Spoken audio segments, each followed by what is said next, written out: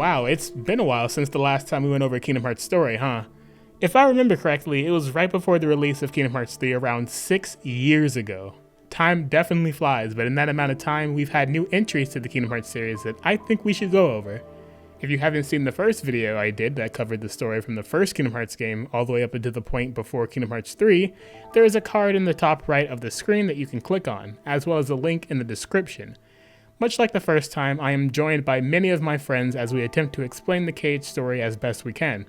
This is also a way to help those get the complete story of the Dark Seeker saga before we enter Phase 2 of the Kingdom Hearts series.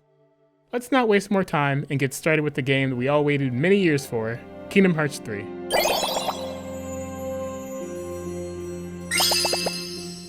The story begins with a cutscene showing a young Eraqus and Xehanort playing chess. As they play, Xehanort asks Eraqus if he had ever heard of something called the Keyblade War. He goes on to say that in this very same war, Keyblade wielders all fought for the ownership of light. Xehanort asked Eraqus if he had heard of the Lost Masters, and that they might be the true reason the war started in the first place. Eraqus, who seems like he's pretending not to know what Xehanort is talking about, asks what he means, to which Xehanort tells him to drop the facade. Xehanort then goes on to say something very ominous. On that land shall darkness prevail and light expire. He says the gazing eye shows the fate of the world and that the future has already been written. Eraqus doubts Xehanort's words and replies that unlike darkness, there is more to light than meets the eye, and that just maybe, light will prevail. Right after, we are brought to the most current events. We are greeted with a scene where Yen Sid is explaining to Sora, Donald, and Goofy that in order to defeat Xehanort, the group has to have Sora regain the power he had lost as a result of the ending events of Dream Drop Distance. In doing so, Sora will have another chance to perfect a certain power that is needed to bring back the missing Guardians of Light, the power of waking. Yen Sid suggests that the party head to Olympus Coliseum so that they may ask Hercules for some advice in recovering Sora's lost powers, since Hercules himself experienced a moment where he had lost all his power but had to regain it again. Sora, Donald, and Goofy then make their way to Olympus Coliseum. Having arrived in Olympus, the party encounters a bunch of old faces, Hades, Hercules, Meg, and so on and so forth, and we even see the likes of Pete and Maleficent make an appearance. Pete and Maleficent actually came to Olympus to ask Hades a question.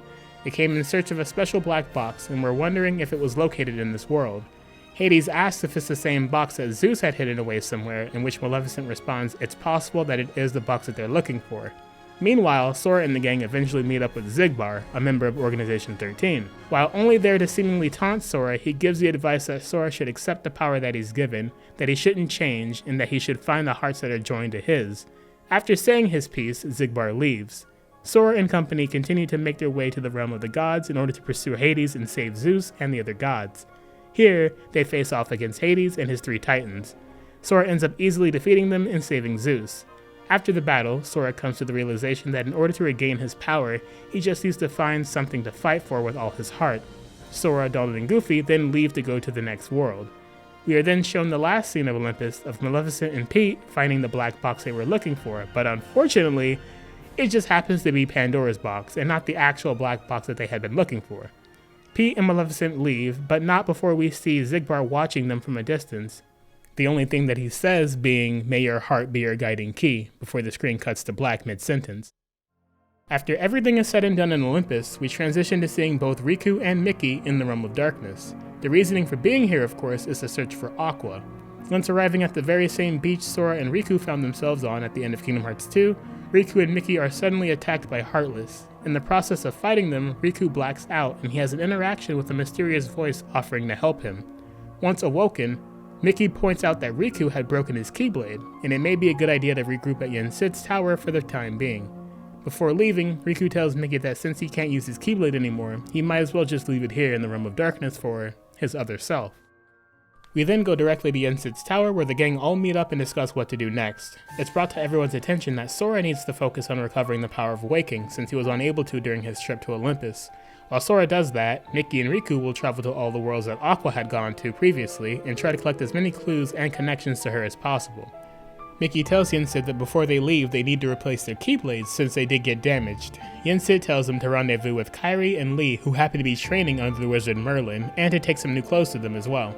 Sora, bummed out that he's the only one without a new fit, brings it up to Yen Sid and he ends up giving Sora a newer outfit made by the 3 fairies from Kingdom Hearts 2.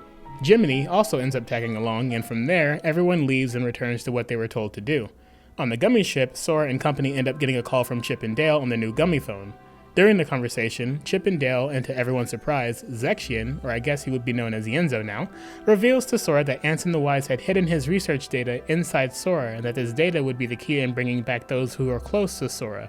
Yenzo does go on to say that from the little bit that they were able to decipher, he is able to tell that there is another heart within Sora besides his own. Sora believes it to be Roxas, and Yenzo says that he will continue to research the idea based on what Sora said. After the phone call, Sora makes a declaration that he will find and save Roxas while the others do the same for Aqua. Donald asks Sora where they're meant to go, and from here the gang travel to Twilight Town.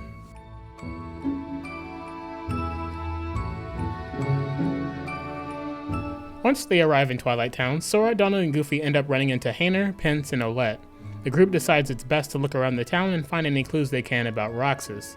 An idea was made to go to the old mansion and access the same terminal that was used in Kingdom Hearts 2 to go to the digital Twilight Town. Sora does eventually make his way to the old mansion, and once inside, gets another call from Yenzo. Yenzo tells the group that Vexen, now known as Evan, had woken up but vanished after Lee left. He warns Sora that he could be working with Xehanort and to be careful while he's traveling around. In the meantime, he's going to continue to analyze Ansem's data and also analyze the digital Twilight Town for any more clues about Roxas. Once Sora, Donald, and Goofy leave the mansion, they are greeted by Ansem, Seeker of Darkness, and Xemnas. They tell Sora that what he's trying to do is futile, and that if they truly want Roxas back, Sora has to give his heart up to the darkness. They summon a few Heartless and Nobodies and then take their leave. Once the fight is over, Sora and company return to the town to meet up with Hayner and Olette.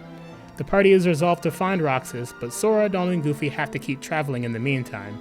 As Sora, Donald, and Goofy leave Twilight Town, we see that Ansem, Xemnas, and Xigbar are watching from a distance, and Xemnas alludes that as long as Sora stays on the path that they had mapped out for him, they won't destroy him, but they do have backup plans just in case this happens.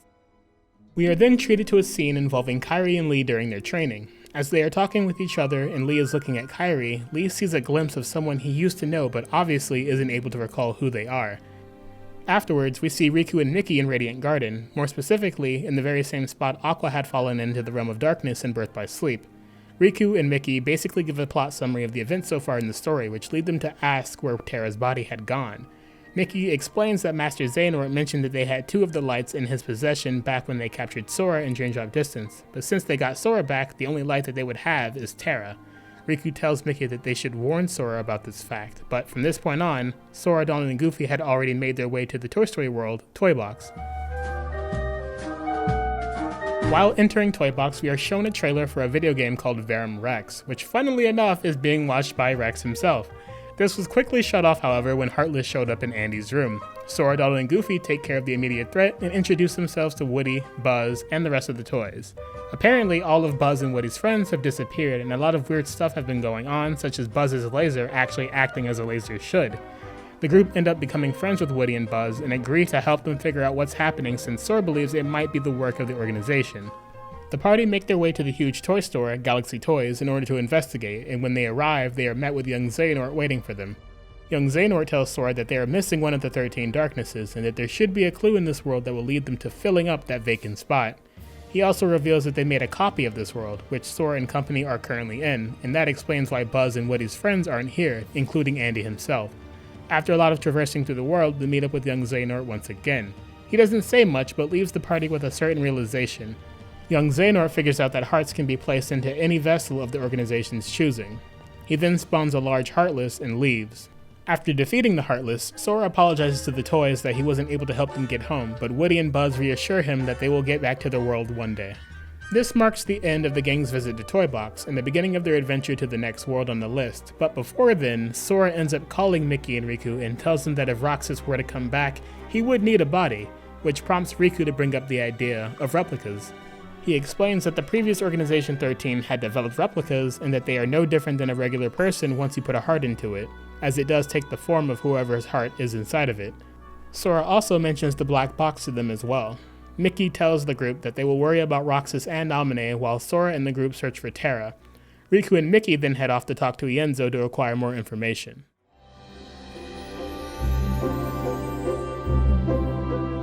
The party then arrives in the Kingdom of Corona, and basically goes through the plot of the movie Tangled. While in the world, Sora meets Organization 13 member Marluxia. Though this isn't Marluxia's first time meeting Sora, Sora has no memory of Marluxia due to the ending events of Chain of Memories.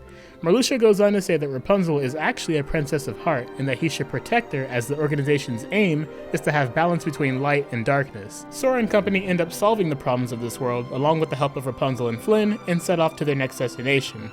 We get a small scene with Pete and Maleficent searching for the black box in the Kingdom of Corona, but they don't have any luck in this world either.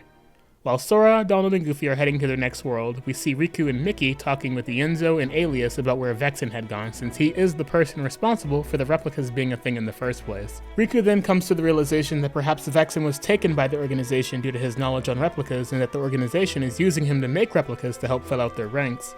Mickey says that they should go and alert Yen Sid of this development. At the same time, we see a scene of Saïx talking to Vexen. Vexen explains that all he cares about now is to finish his research on replicas so that he may better help the organization obtain their final vessel.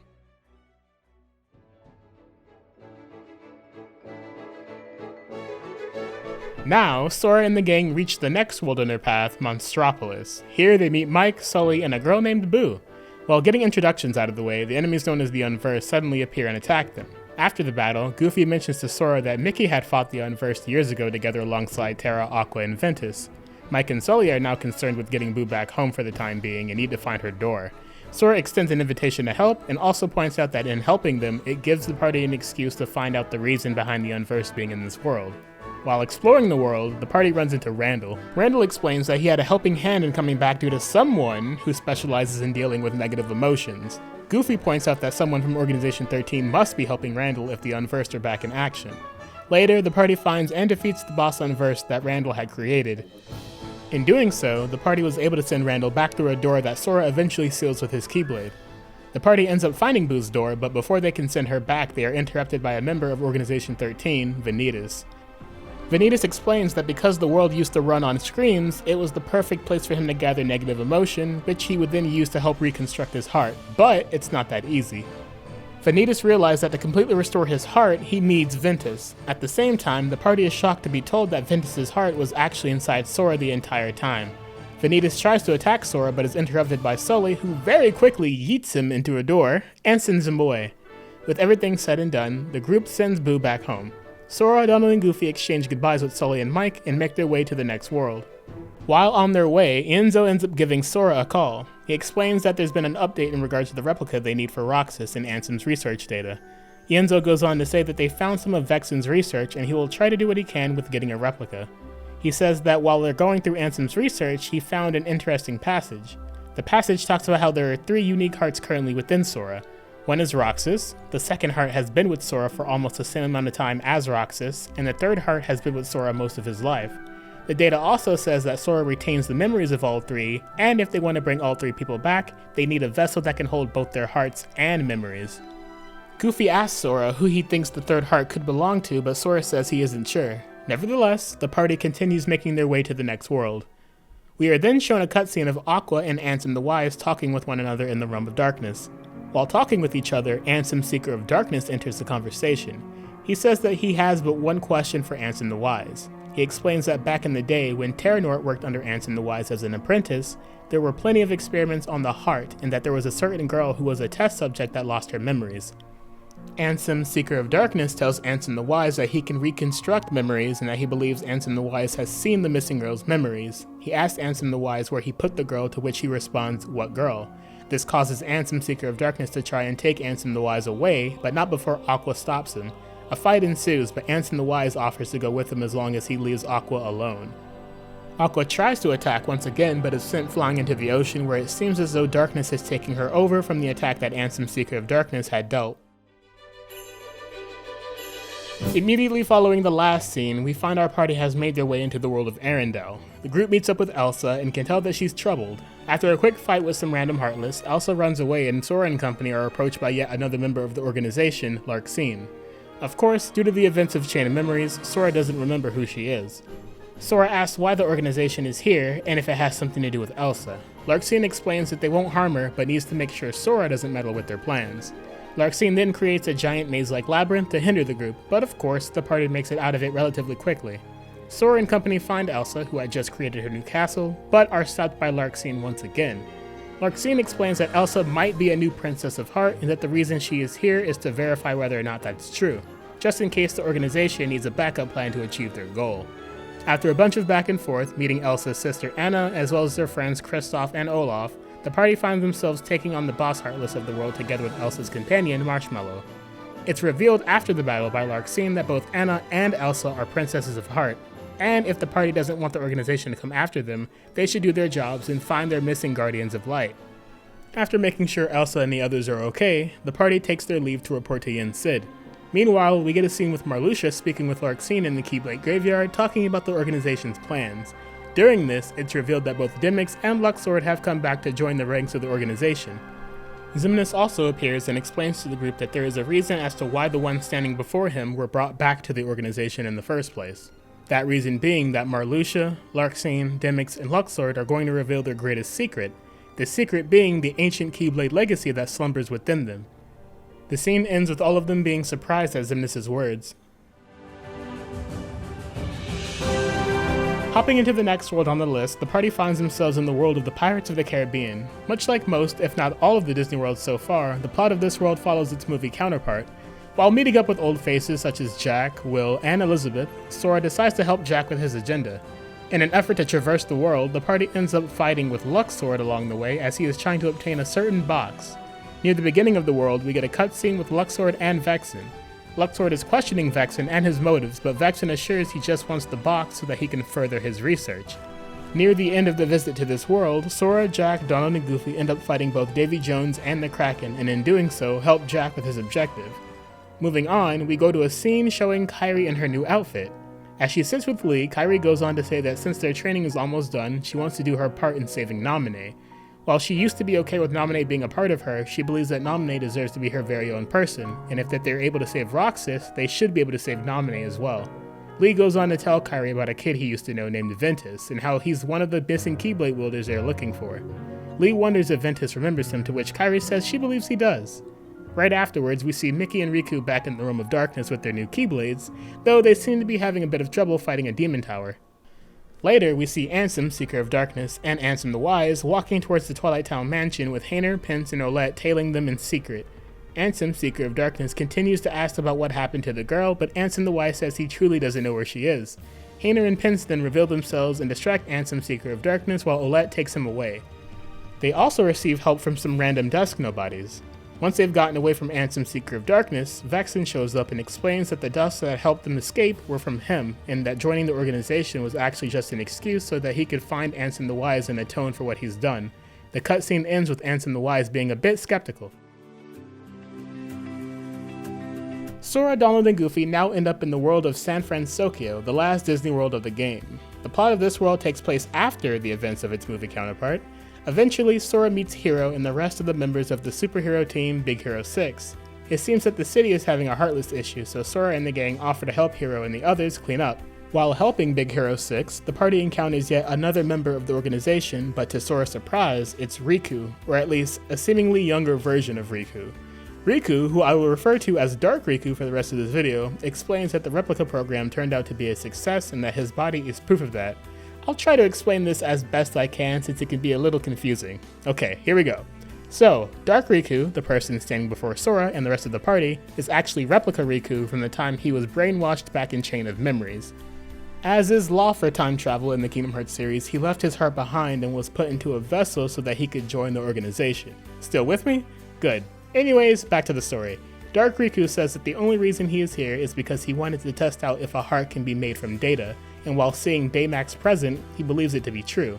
He shows that he is currently in possession of the combat chip from the original Baymax and takes his leave. Afterwards, he encounters Maleficent and Pete snooping around the world and warns them not to overstep. The next day, Dark Riku ends up creating a Dark Baymax. Before leaving the world, he tells Sora to destroy Dark Baymax so that he can end his experiment. After a drawn-out battle, Sora and his crew end up defeating Dark Baymax. The party then head to Hero's place with Dark Baymax and are successful in turning him back to normal, thus ending the party's visit to San Francisco. We've reached the endgame, and boy do we have quite a bit to go over. Let's not waste any time. Upon leaving San Francisco, Sora and company receive a call on the gummy phone from Chip and Dale. They explain to Sora that Riku and Mickey are trapped in the Realm of Darkness and urges Sora to go rescue them. Confused, the party asks how they will be able to get to the Realm of Darkness, as only Mickey is able to open the door to darkness with his Keyblade, since it is a Keyblade of Darkness. After thinking about it, Sora lets his heart guide him to the Destiny Islands, where they find the Master's Defender Keyblade on the beach. If you recall, this Keyblade was left behind by Aqua at the end of Kingdom Hearts 0.2. Using the Master's Defender, Sora opens the door to the Realm of Darkness. For their safety, Sora convinces Donald and Goofy to wait outside in case things go south, to which they agree. Meanwhile, we are shown Riku and Mickey struggling to fight a Demon Tower. Mickey gets captured by the Demon Tower and separated from his Keyblade. From within the darkness, a shadowy figure emerges, and it's revealed to be Aqua, who has now fallen to the darkness. Aqua laments about her time of having spent more than a decade within the Realm of Darkness. Without hesitation, Riku approaches Aqua with an air of acceptance and understanding of her situation. As he gets closer, the Demon Tower reappears and the battle between the two begins. While Riku is able to hold his own for a time, he starts to have some trouble. While catching his breath, he says Sora's name, and at that moment, Sora bursts through the door leading into the Realm of Darkness. Together with Riku, they are able to defeat the Demon Tower and release Mickey. Riku rushes to Mickey's aid, but Aqua is preparing to attack Riku. At that moment, Sora blocks her attack and proceeds to fight Aqua. Sora is successful in defeating the darkness controlling Aqua. We are then shown a scene with Aqua waking up on the Destiny Islands to what seem to be Ventus and Terra, but out of her haziness realizes it's Sora and Riku. Aqua is still under the assumption that she is still trapped in the Realm of Darkness, but Riku and the gang explain to her that she is finally back home in the Realm of Light. We then get a nice emotional moment with everyone being happy that Aqua has returned. Afterwards, we're greeted with a scene of Demyx and Vexen talking to each other in Radiant Garden.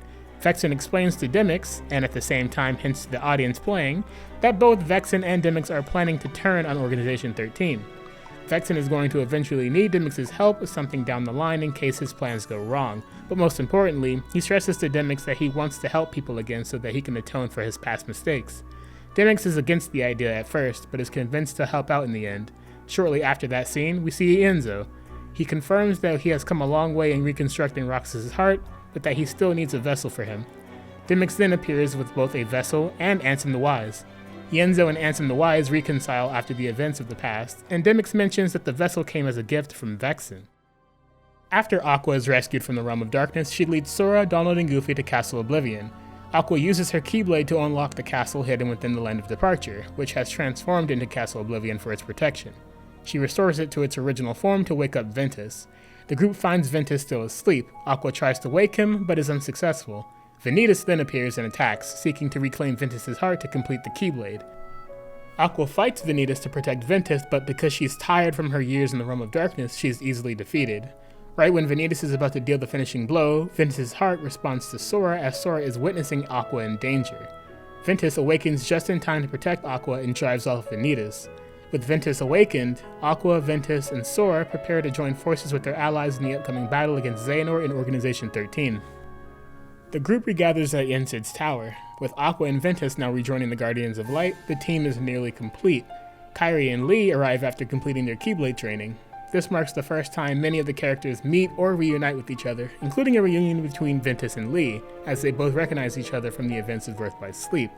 Sora expresses his determination to bring Roxas, Naminé, and Terra back, and everyone is in agreement. Following this scene, we get an emotional moment between Ventus and Aqua reconfirming with each other that they will save Terra no matter what.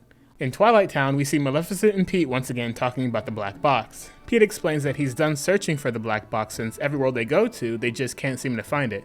Maleficent agrees and states that instead of going out of their way to look for it, they should wait until the Keyblade War is over. She believes that once they do that, the box will be revealed. Later, we see Lee at the Twilight Town clock tower. Saïx, seemingly out of nowhere, comes to sit and talk with his old friend. The two talk about their past plans of wanting to save a girl that they had met back when they were both still Ansem's apprentices. Apparently, the entire reason Lee and Saïx had their own plans and were trying to work their way up the organization was to figure out what happened to this girl and find her. Saïx says he wasn't able to find even a single trace of her, and that maybe they imagined her. Lee says he's going to get all his friends back, including Saïx himself. Saïx then remarks that the marks under Lee's eyes are gone, and that they were upside-down tear marks that Lee put on himself to stop himself from crying. Lee says that he doesn't need them anymore, and says he'll fight Saïx tomorrow. With a cocky smile, Saïx says that he expects no less, and makes his exit. We then go over to the Destiny Islands where Riku is sitting on the beach next to... Riku? Okay, I think it's finally time for me to give some context before proceeding. So remember earlier in the game when Riku was in the Realm of Darkness with Mickey the first time looking for Aqua but got overrun with a demon tower? A voice appeared from within Riku and helped him. This was Riku Replica, the very same one from Chain of Memories.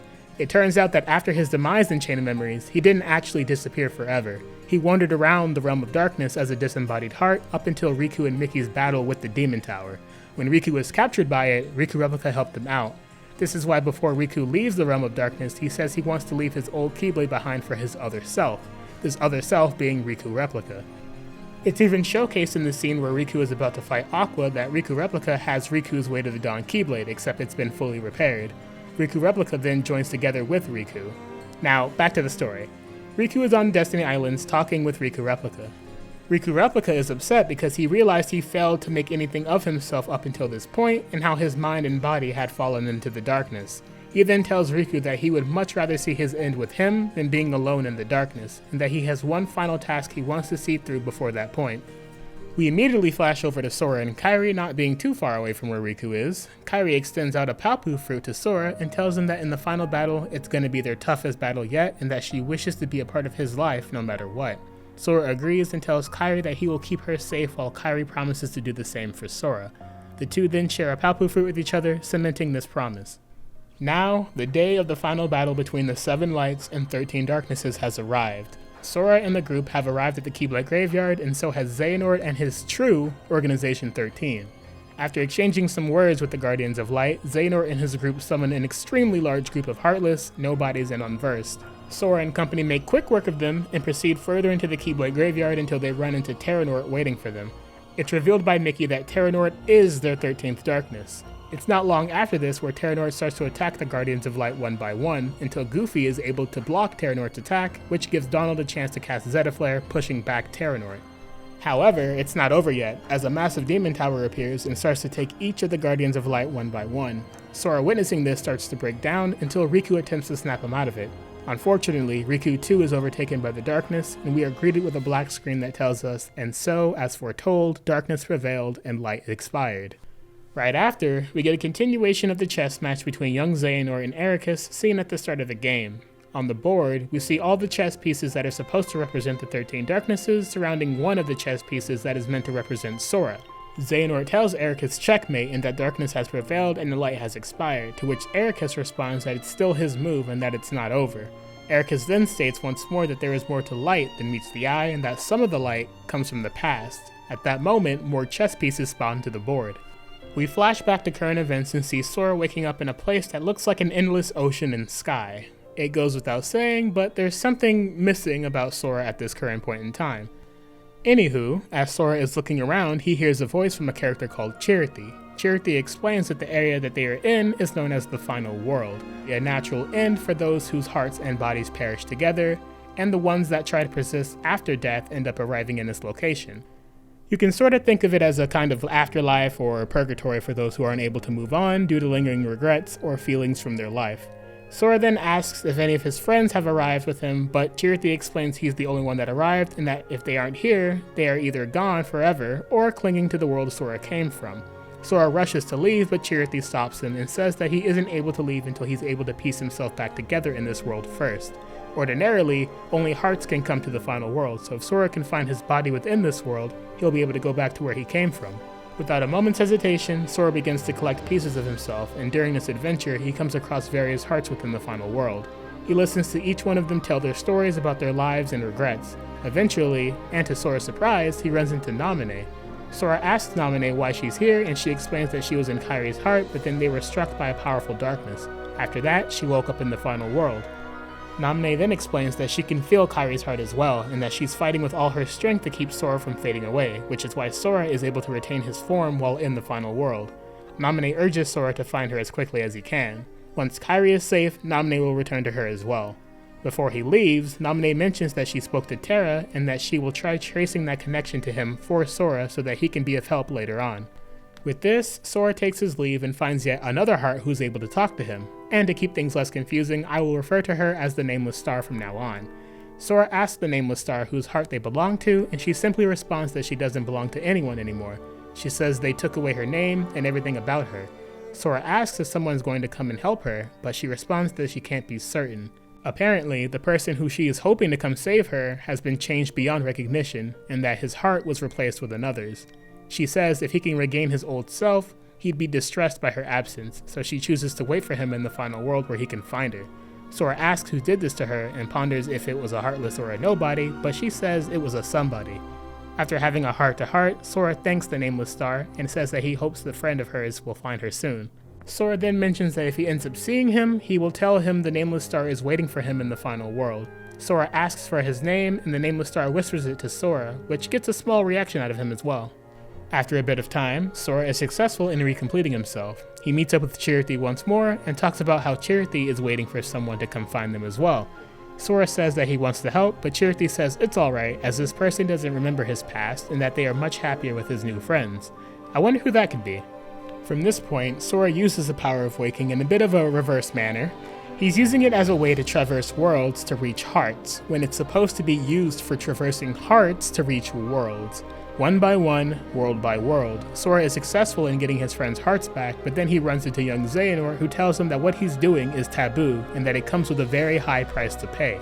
After saying his piece, young Xehanort disappears, and Sora attempts to make his way to the Keyblade Graveyard, as it's the one world he hadn't checked. On the way there, he sees Kairi, and she leads him back to the group before the point where they got handled by Terranort.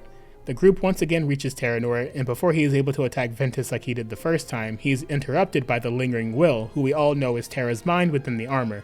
Lingering Will ends up handling Terranort, while the party ends up fighting off waves of Heartless. Sora ends up jumping towards a bunch of Heartless when suddenly Ephemer appears and gives Sora a helping hand by summoning the light of the past Keyblade wielders. With this, Sora is able to make quick work of the Heartless threat. Right after, however, the Guardians of Light are approached by Dark Riku and Xigbar. They summon a bunch more Heartless as a test from Xehanort to make sure that they are ready to face him and the organization. Thankfully, Yen Sid appears and creates a pathway for the Guardians to proceed while he takes care of the Heartless. Now finally, after clearing a bunch of hurdles, the Guardians of Light make their way deeper into the Keyblade Graveyard, where they are approached by Master Xehanort and the new Organization 13. Xehanort tells everyone that it's time for him to forge the ultimate key, and proceeds to make a giant labyrinth where the Keyblade War will begin. In doing so, he ends up splitting up Organization 13 and the Guardians of Light into different areas away from each other. Sora ends up finding and helping Mickey as he is fighting Luxord, Larxene, and Marluxia alone. Luxord ends up trapping Mickey within a card, and Sora is left alone to fight a 3v1 battle. Sora is able to defeat Luxord, which lets him free Mickey, but before completely disappearing, Luxord gives Sora a card and calls it a wild card. He says Sora has earned it and that he should hang on to it as it could turn the tables. Sora, being the goat that he is, ends up defeating both Larxene and Marluxia right after. He has a nice moment with the both of them, especially with Marluxia thanking Sora for helping him remember how to feel again. Mickey then tells Sora that he will go after Xemnas while Sora goes on to find the others. Sora then finds Riku fighting Dark Riku, Xigbar, and Ansem, though he doesn't fight yet, and lends Riku a helping hand. Sora and Riku end up quickly defeating Dark Riku much to his annoyance. Riku Replica then shows up from inside Riku and reveals yet another plot twist. Dark Riku is actually Riku Replica. He was taken from a time in Chain of Memories where he believed he was the real Riku. I know that might sound a bit confusing, but bear with me. The good Riku Replica then separates the bad Riku Replica from the replica body so that it could be given to Nominate. This was the final task he had spoken about with Riku back on Destiny Islands, after which both he and the bad Riku Replica then disappear for good. Immediately after, Sora and Riku end up defeating Xigbar. Xigbar says that if he had a Keyblade, things would be different. Sora responds saying, "You're not even worthy of using one," to which Xigbar explains that he is worthy and that Xehanort promised to bequeath his Keyblade to him. Xigbar disappears and then reappears atop a platform. Without saying anything, he walks backwards and seemingly falls to his death. Sora says that he will continue helping the others, while Riku will be going after Ansem. Next, we see Kairi and Lee fighting Saix, and a mysterious, hooded organization member who happens to wield a kingdom key. Sora joins Lee and Kairi but are pushed back by Saix. Xemnas then appears, talks down on Lee, and attacks him. Right when he's about to deal the finishing blow, he is stopped by the hooded organization member. She explains that they need him alive, while Xemnas says that they only need his heart in order to forge the Keyblade. He then leaves it up to the hooded member to deal the finishing blow. Lee asks who they are, and he is met with a trembling Keyblade. Sora then steps in front of Lee and tells them not to do it. The hooded organization member starts to lash out, and it's with this that it's revealed that the person is indeed Xion. Xemnas ends up knocking both Sora and Xion down, and right when Xemnas is about to attack once again, Roxas appears, seemingly out of nowhere, and protects his friends. Roxas explains that he received his vessel from Ansem the Wise and confirms that Xemnas and the rest of the organization traveled from the past as hearts and had replicas made for them. Roxas also goes on to say that he owes his return to Sora as he needed a connection to be brought back. Xemnas, fed up with the situation, kidnaps Kairi and leaves the battlefield. It's here where Sora, Roxas, and Xion fight and defeat Saïx. With his defeat, we have a heart-touching moment between Lee and Saïx, where Saïx tells Lee that he will see him again soon, and of course, we get the reunion of the Sea Salt Trio, which has been a long time coming. Now, Sora reaches Aqua and Ventus fighting Terranor and Vanitas. After defeating Vanitas, his mask breaks and Sora sees Vanitas' face for the first time. Vanitas explains that he was the part of Ventus that was taken away, while Sora is the part Ventus needed to be whole again, so it makes sense why Vanitas and Sora share the same face. He goes on to say that Sora defines him the same way Ventus does. Vanitas says that he is darkness, and that he is content with playing his role as such before fading away. Following this, Sora helps Aqua and Ventus fight Terranort. It almost seemed like the party was successful for a time, as Terra was fighting to regain control of his body, but Terranort ends up taking control back and captures Sora, Ventus, and Aqua. Terranort attempts to end Aqua and Ventus when suddenly, Terranort's dark figure saves them. It is revealed that the dark figure acts as a container for Terra's heart. Sora breaks free of his chains and uses his Keyblade to free Terra's heart, and from this point, Terra's heart takes his body back once and for all. We get a very emotional reunion between Terra, Aqua, and Ventus, with Terra thanking both of his friends for helping him back home. Sora tells the group to take the time to recover while he continues on. With a good amount of the organization defeated, Sora catches up with Mickey and Riku and are approached by Ansem, young Xehanort, Xemnas, and last but not least, Master Xehanort watching them from above. Sora rushes ahead and asks Xemnas where he took Kairi. Master Xehanort speaks up and tells the group that the 13 Darknesses and 7 Lights have clashed 9 times up until this point, which has produced 9 Keyblades. Master Xehanort says that they are 4 keys short of completing the Keyblade, but will be produced here and now due to the fight that's about to happen involving the last remaining Guardians of Light and 13 Darknesses. From this point on, the battle begins. Sora, Riku, and Mickey take on young Xehanort, Ansem, and Xemnas. One by one, each of the remaining Darknesses fall. Starting with after having defeated young Xehanort, he almost seems happy to have lost. He tells Sora that he warned him before that there was a high price to pay for his earlier actions. He says he will go back to his time and live out his life, but stresses to Sora that his time in this world is done before completely vanishing. Next, the group defeats Xemnas. Xemnas laments about having lost to the group once again. Sora asks Xemnas if it was all worth it in the end, and Xemnas responds that the only thing he gained from his experience was his first surge of emotion in years. That emotion was loneliness. Xemnas tells Sora that having a heart is nothing but pain, but Sora reminds Xemnas feeling pain is just a part of being human. Xemnas smiles, and before he completely disappears says it must take incredible strength to be able to bear that pain.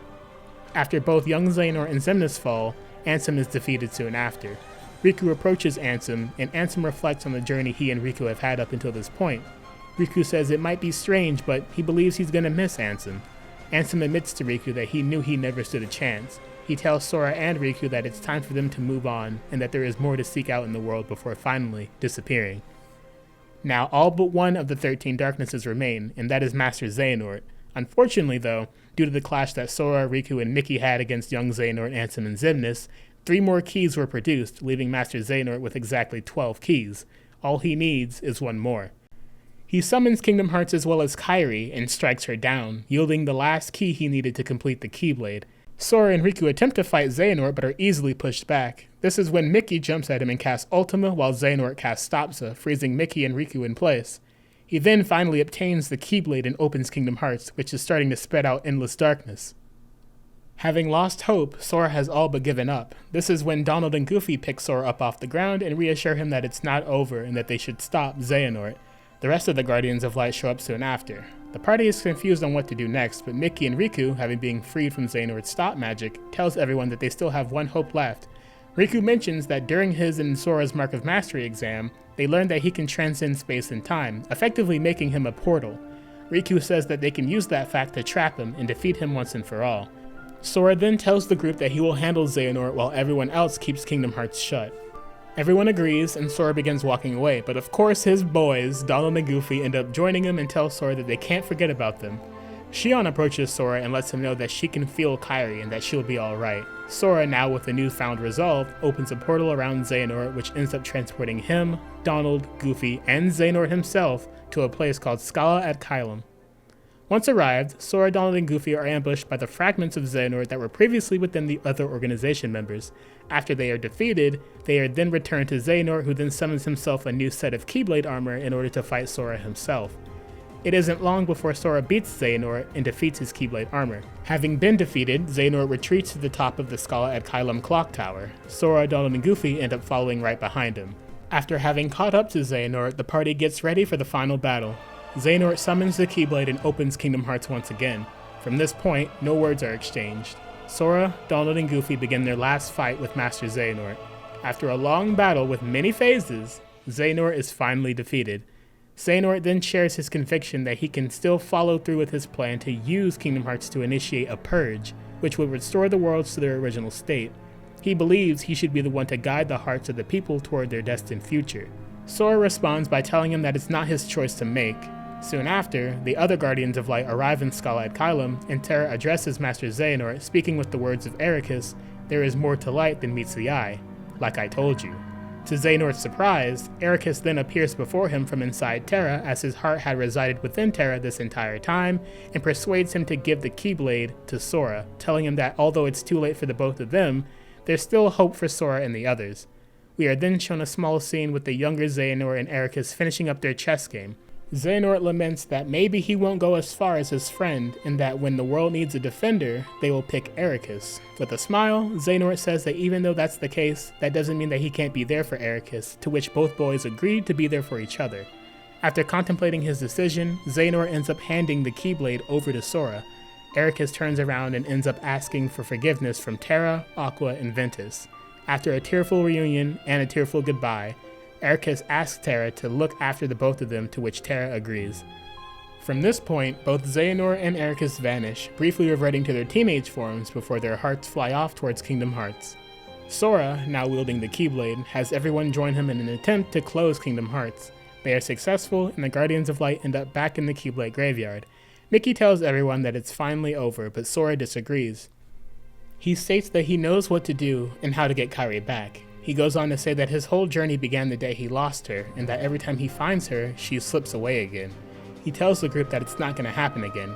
Mickey tries to stop Sora, and tells him that the power of waking isn't supposed to be used to chase hearts around, and that if he does it again, he may not return. Sora states that he will be fine, and that they will both be back before everyone knows it. Riku convinces Mickey to let Sora go.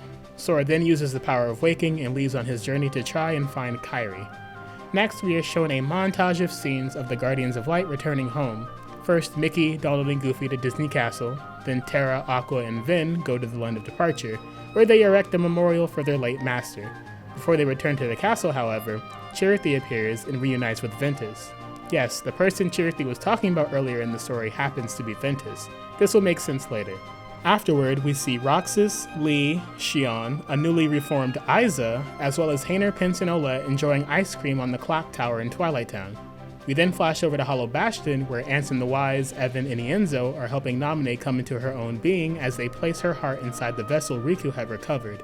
Riku then comes to pick up Naminé in the gummy ship, and the both of them head for the Destiny Islands. With all of our loose ends finally tied, we are treated with a heartwarming scene of all of our main characters playing on the beach together. Sora and Kairi sit together on the palm tree they've always hung out on and watch the sunset together. Sora tells her something which makes her cry, and before anything else can happen, he ends up fading away as punishment for abusing the power of waking. With this, the credits roll, but we aren't done just yet. After the credits, we see Xehanort's Keyblade stuck into the ground at the Keyblade graveyard. A hooded man ends up picking up the Keyblade and says, "Finally, back where it belongs." The infamous black box is also at his side. Suddenly, the hooded man summons Ira, Aced, Envy, and Gula to the Keyblade graveyard. All of them recognize him as Lushu from his Keyblade and ask if it's him. Removing his hood, it is revealed that Xigbar was Lushu the entire time, having abandoned his original body long ago and traveled through countless vessels for hundreds, if not thousands of years. When Aced asks what's going on, Lushu explains that he had a role to fulfill and that he finally completed it. Viewing from a good distance away from everyone, we see that Pete and Maleficent are watching the conversation go down, but soon make their exit. Going back to the foretellers, Luxu then notes Ava's absence from the group, and when Gula asks what this means, Luxu says that he told Ava years ago about his task and that she had her own role to play, which she has fulfilled successfully. Tired of the cryptic answers, Ased demands to know what Luxu's role was. With a grin, Luxu glances at the black box at his side and asks if the four liked long stories. Immediately after, we get a scene with younger Xehanort and Ericus. They had just finished their chess game, but Ericus suddenly remembers that there is a new game that he wanted to show Xehanort. He begins rearranging the pieces so that there are 7 dark pieces on the board. Ericus then places down 1 light piece before the scene cuts to black. Now finally, we arrive at the secret ending of Kingdom Hearts 3. Sora wakes up in an unfamiliar city, feeling confused. As he walks through the streets, he tries to make sense of his surroundings and eventually stops at a crosswalk, noticing a building with the number 104 on it. The scene shifts to Riku, who also wakes up in the same strange city. He explores the area, trying to figure out where he is, and ends up in the front of the Tokyo Metropolitan Government building. Unbeknownst to him, Yozora watches him from a rooftop above. The scene then pans over to the Master of Masters, where he stands on top of a building, using his hands to trace the shape of Kingdom Hearts against the backdrop of a distant moon. And with that, it marks the end of Kingdom Hearts 3, but don't worry, we are far from finished as we have the DLC to cover, but I think I'll go ahead and throw that over to my friend, someone who you may recognize. Thank you very much, Limit. Hey guys, it's Soralam1 here, and we are going to walk through the events of Kingdom Hearts 3's Remind DLC, starting with Luxord and Xigbar's conversation about the black box. The opening scene shows Luxord and Xigbar standing in Olympus, with the former pressing the latter about the mysterious black box. Luxord is asking Xigbar about why he's searching for the black box. Xigbar, however, remains evasive. The conversation hints that Luxord may know more about the box and Xigbar's true identity than he lets on. Luxord then gives Xigbar a playing card, asking who Xigbar really is before making his exit. Directly after, Xigbar asks who Luxord really is. Afterwards, we're shown the scene with both the Master of Masters and young Xehanort. Here's where the Master of Masters tells Xehanort that he's the one chosen to shape the future, and that he was the one who gave Xehanort his black coat. The Master of Masters asks Xehanort about his tour of the worlds, to which he replies that the worlds need him in order to maintain balance between light and darkness. The Master cryptically explains that darkness is inevitable, and that Xehanort has an important role to play. Xehanort asks the Master of Masters more about himself, including his name, and in true Kingdom Hearts fashion, his name is kept hidden from the player, though the name does surprise Xehanort. Next, we see a conversation between Xigbar, Saïx, and Master Xehanort at the Keyblade Graveyard. Nothing too important is stated here other than a headcount of all of the org's current members. The story then picks up right after the ending of Kingdom Hearts 3. Sora, unwilling to accept Kairi's quote-unquote death, tells Riku and the others that he's gonna go find her. Despite being warned about the dangers of misusing the power of awakening, Sora decides to go back in time and retrace the moments leading up to Kairi's demise. Sora awakens in the final world, the strange limbo-like place between life and death. There he meets Chirithy, who warns him that using the power of waking recklessly comes with a price. It will lead to his own disappearance and loss of the ability to use the power of waking ever again. Seeing that Sora has already done it 6 times up until this point, Chirithy insists that he doesn't attempt it again. However, Sora is determined. He asks for how to find Kairi, and Chirithy tells him to follow the connections in the hearts of his friends. Chirithy also stresses the fact that Sora will be able to go to the past, but he won't be able to change anything, so no matter what happens, he has to accept it and move on. Sora then uses the power of waking, retracing his steps before the Keyblade Graveyard battle. Sora's journey through the past battles.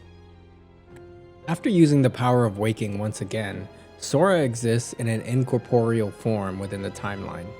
To find Kairi, he must pass through the Guardian of Light's hearts, following their emotional bonds until he can pinpoint hers. As he journeys through their hearts, Sora relives key moments from the battle at the Keyblade Graveyard.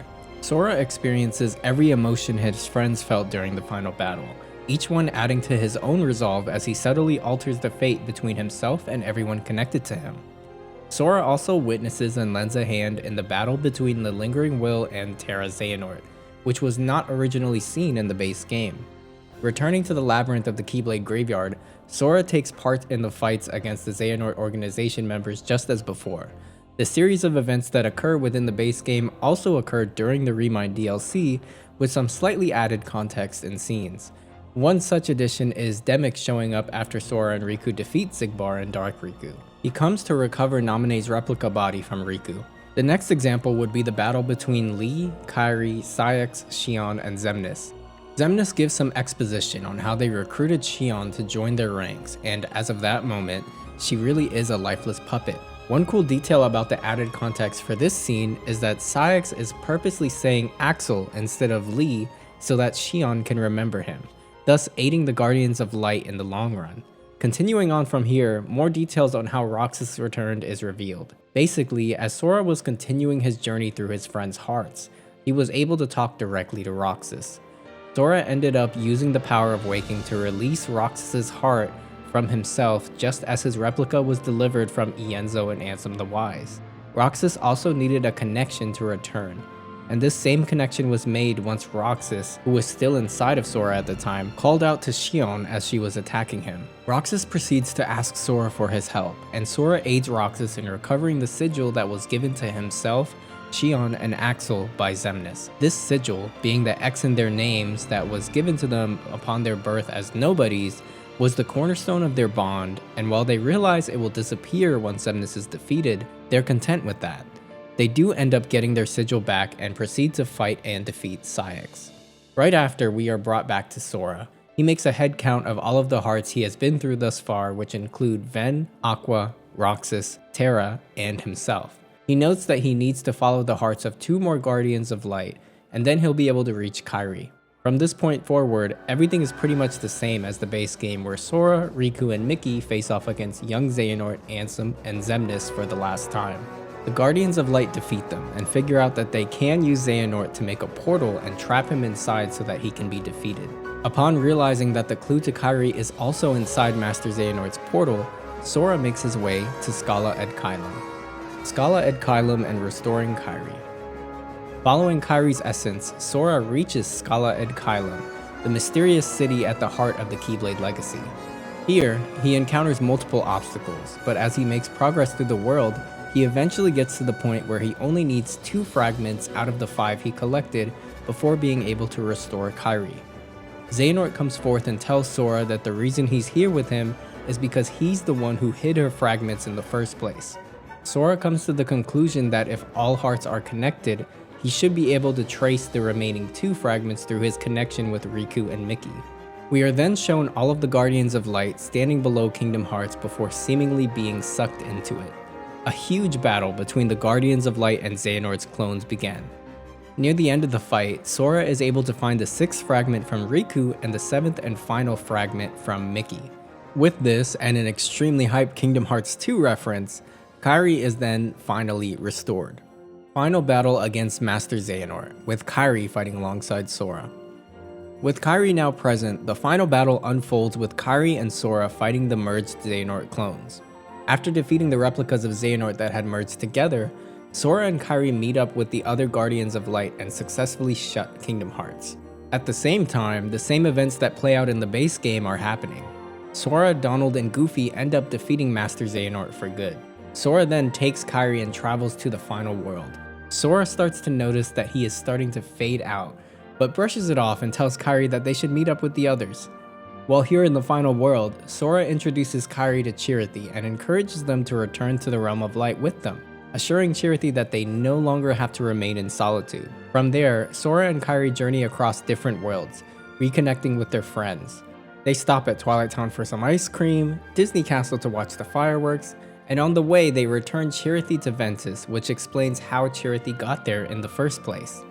They can also help restore Naminé's heart by making a stop in Radiant Garden, ensuring that she can finally awaken in her new body. With their mission complete, Sora and Kairi finally return to Destiny Islands, where they watch the sunset together.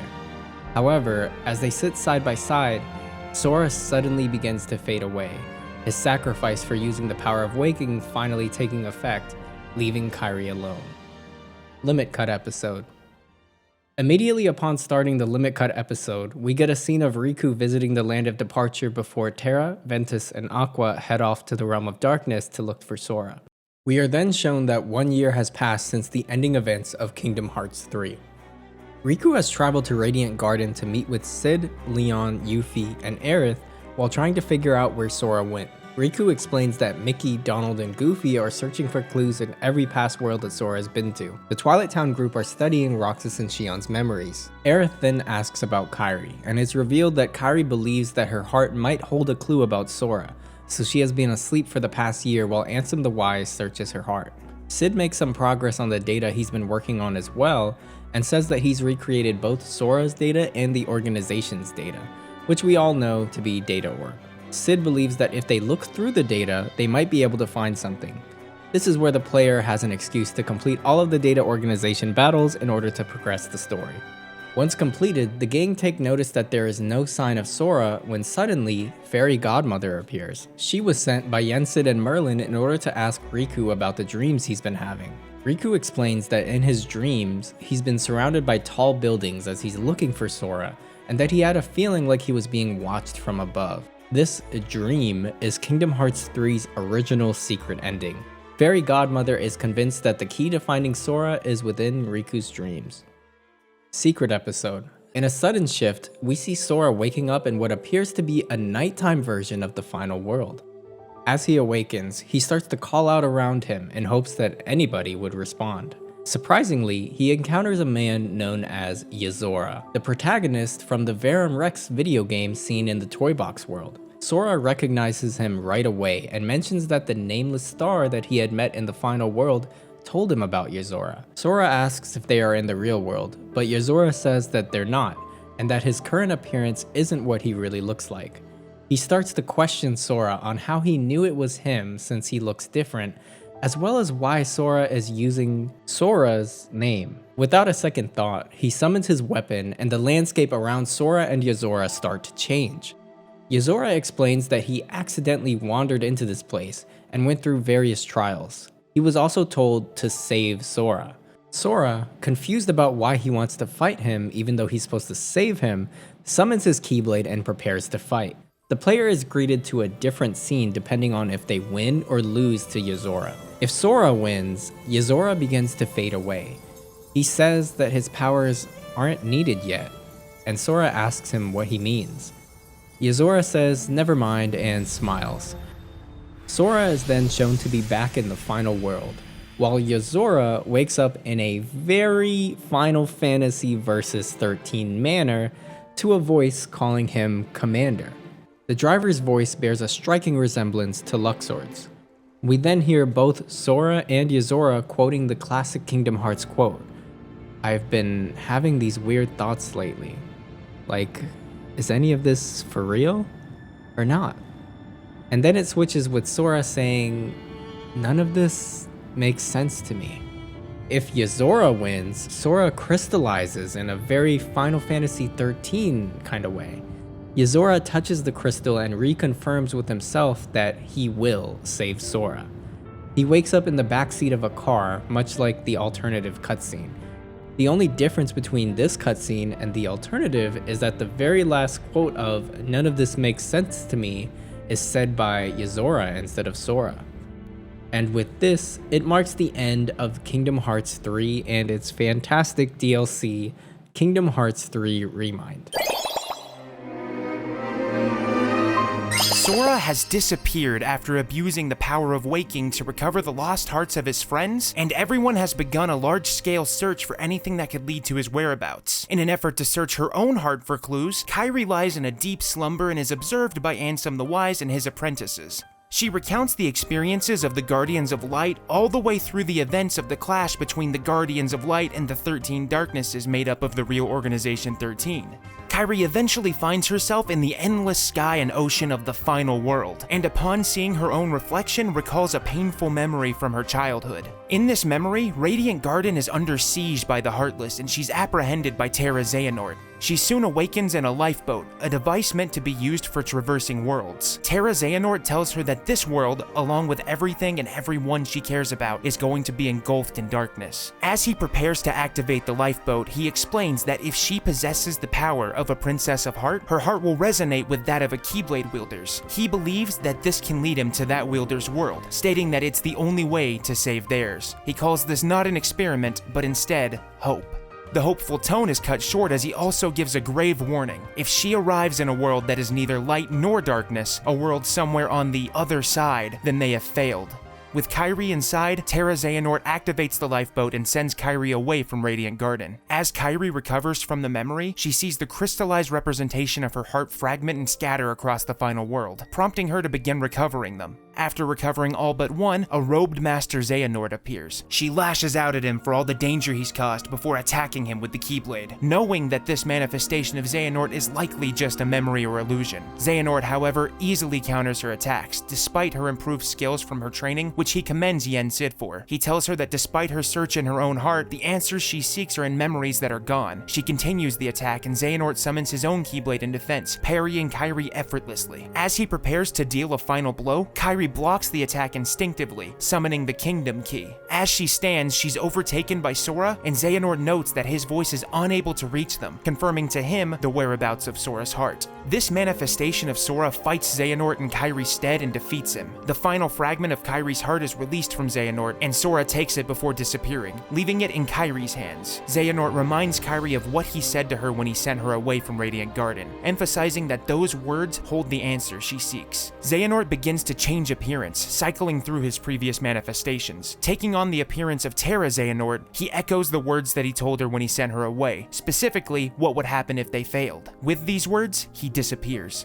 Kairi awakens in Radiant Garden and recounts what she's learned to Ansem the Wise and his apprentices. They discuss what Xehanort's words could have meant, unsure of what not of light or darkness, but on the other side means. Ansem the Wise walks through what he could have meant and forms a hypothesis. This is not the realm of darkness nor the realm of light, and is a place where their voices can't reach. It could be a world of unreality, or more simply, a world of fiction. Riku arrives, shortly followed by the fairy godmother, who says that there are 3 people who hold the key to finding the answer to Sora's whereabouts: Riku, Kairi, and one more with a strong will and a precious dream. She takes Riku and Kairi to the final world to meet this third person, and explains that strong hearts gather in this place after death until they're ready to move on. She introduces them to the Nameless Star, the same Nameless Star that Sora once met in the final world, and reveals that this Nameless Star came from the world on the other side. The Nameless Star's form was taken from her, but she was still able to find her way to the final world. However, if she returns to her own world, her heart will be stolen. The fairy godmother says that they can visit this other world through a path that the Nameless Star can open for them. Using the power of waking, Riku could traverse that path.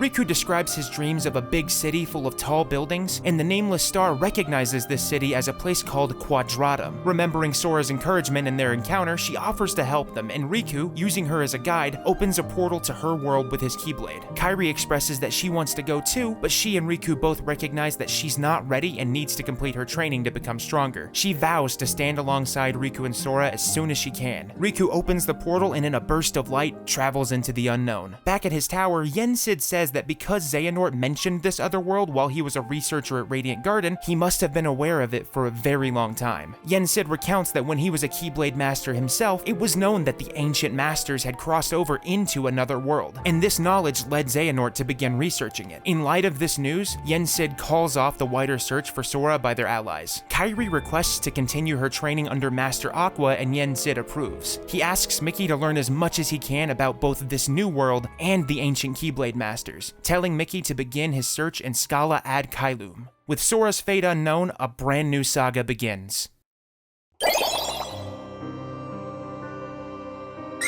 Kingdom Hearts Union Cross is where a lot of things in the Key Saga start getting crazy. During the ending events of the Keyblade War, as the player lies on the ground, Ephemer and Scold would bring you, the player, into a new realm along with the Dandelions, whose memories of the Keyblade War were mostly wiped. A clean slate, no memories of the tragedy. This realm is a realm made of data, meant to keep the light alive for future generations, just as Master and Foreteller Ava's roles required. This new story begins on the empty battlefield where hundreds of fallen Keyblades lay. The previous Masters are gone, so among the Dandelions, there are 5 who are being chosen to lead the light's future. Similar to the Foretellers previously, these chosen 5 were handpicked by the Master of Masters. However, there's something here. One of the 5 has their name circled. That chosen name gets a copy of the Book of Prophecies. This is important as the Master says this will shape what the future world is going to be. The person who keeps the Book of Prophecies must keep it a secret from the other 4. The 5 Dandelions who were chosen to lead this new world, while some were expected, others were surprises. Our first character is Ephemer. Joining him is Scold, 2 characters very close to the player. As for the third, it's someone very familiar. This character is Ventus, who yes, is a Dandelion, who we originally saw in Kingdom Hearts Birth by Sleep, whose origins were always very mysterious and had a special interest from Xehanort throughout the game. Now we see why. Number 4 is a new character named Brain. Brain immediately makes his impression by questioning the rules the 5 were instructed to follow. What follows is a brief discussion where Brain gives his thoughts on the others and this role they're meant to fill, saying how they're forced to lie to everyone and how they're the only ones who know the truth. The others don't feel the best about these circumstances, but Ephemer speaks up and says he doesn't want anyone else to have to carry the burden of the past. Brain says he has his trust, that you'll guide us down the right path. And with that, it's time to reveal who the 5th leader will be. We get introduced to another new character. Her name is Shurlitzia. Shurlitzia is a Dandelion who's a bit shy, but has a fondness of the player. She was there that day that Ephemer didn't come to the fountain, and the player was left alone. She saw how sad the player was, and that was the first time she took notice of them. We get a look inside Shurlitzia's mind, as she talks about how, as time passed, she couldn't muster up the courage to say hi to the player, even though she wanted to. She noticed how the player started to doubt their mission, their purpose.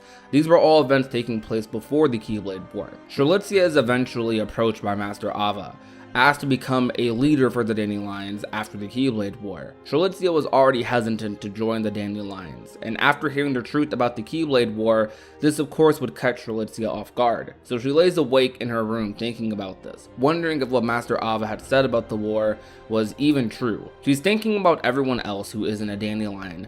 She then suddenly remembers that the player isn't a Dandelion and jumps out of bed and wants to go tell them before stopping herself and wondering how she would even find them, and paces back and forth thinking about what to do. She jumps back in bed and decides to wait for the player at the fountain tomorrow. She does exactly that before Chirruthy tells her that they saw the player over there, where they came from. This part of the story takes place moments after the player and Scold just got done talking to Master Gula. So when Shurlitzia arrives, she is greeted to a dark room asking if the player is there. She yells hello to no response, thinking she should probably go back and wait at the fountain. They then hear someone moving behind them as a shadowy figure inches forward from the darkness, and all you hear is a slash. Shurlitzia and her Chirruthy were struck, and her rulebook was taken. As her Chirruthy moves forward to comfort her, Shurlitzia apologizes, saying this was all her fault. She gets up and walks forward towards the door as Dearly Beloved plays, and her final thoughts are about how she wishes she had the courage. And her body dissipates as she approaches the light, and her heart floats towards the sky. Shurlitzia was murdered. Our 5th Union leader was murdered, and the rulebook was taken. We then go back to that scene in the graveyard. Our 5th Union leader isn't Shurlitzia. It's a new character named Lauriam. Lauriam being the real name of the villain of Kingdom Hearts Rechain of Memories and member of the organization Marluxia. But as the story now progresses, we know now that one of the 5 is an imposter, along with one of them having the Book of Prophecies. These 2 factors will become a key part in the entire plot of Union Cross, who killed Shurlitzia and which of them had the Book of Prophecies. Our next jump in the story happens when we see a scene involving Maleficent and a mysterious shadowy figure. Maleficent seems to be in pain and upset that the ending of an event won't change. This event Maleficent is referring to is the events of Kingdom Hearts 1, when Maleficent is stabbed by Riku Ansem and then defeated by Saurodon and Goofy. This is the Maleficent after being defeated.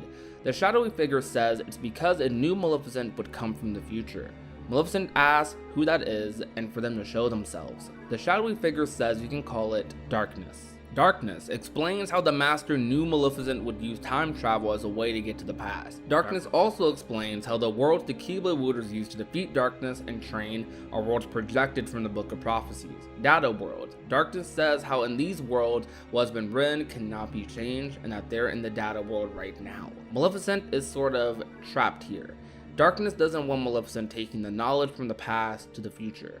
Although, Darkness doesn't plan to keep Maleficent here, and says how Maleficent needs to return to their original time, even though traveling to the future is currently impossible for her.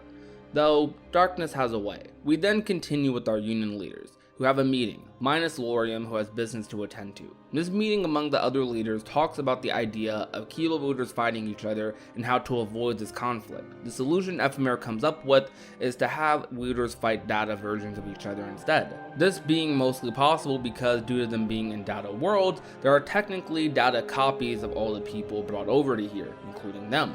Ephemer gets praised for this being a great idea, fulfilling that leadership role Ava knew he could handle, which Ephemer is still getting a little used to.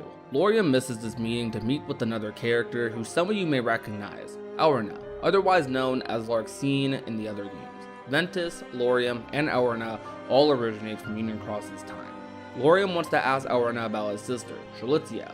Laurium hasn't seen Strelitzia since becoming a Union leader. Aurina discusses places she's seen Strelitzia, which confirms to Laurium she was at least around before the war, hoping she didn't get caught up in it. Aurina can only recall so much. However, Aurina's Chirithy was friends with Strelitzia's Chirithy, so Aurina called her Chirithy out, and it went to a talk about how Strelitzia was really fond of this person who she wanted to join the Dandelions. Chirithy then says how it last saw Strelitzia around this room shortly after seeing Scold and this other person. Laurium then runs off to find out who this other person is and to talk to Scold. We then meet Laurium in the tower where everyone had just had the meeting. Everyone is still here and Laurium talks to Scold in front of the others about what he learned about his sister. Brain takes all the information and says it's likely they fought in the war, while also, however, questioning how despite being hesitant on becoming a Dandelion herself, not only would she join them, but also desperately want this other person to join them as well. Brain says this is puzzling. After hearing more about this other person that Strelitzia wanted to join the Dandelions, Ephemer and Scold think they know who it is, the player. They then meet up with the player, have a brief discussion that doesn't lead to anything because not only are the player's memories of the war not entirely there, but Strelitzia never actually got the chance to meet the player. Ephemer, despite this, used this as an opportunity to catch up with their friend. Aurina, after Laurium would leave earlier, walks into the room right in front of them that her Chirithy mentioned, hoping to find a clue. Aurina walked into this room and saw nothing, before seeing what looks like glitches of Strelitzia moments before her death. This spooked Aurina and would be somewhat of a omen of what's to come.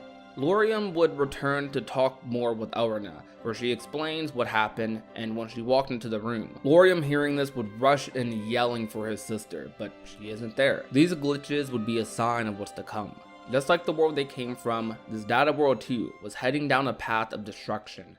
Brain wants to change that, and has a plan to become the virus that will overwrite the future. The glitches continue to happen.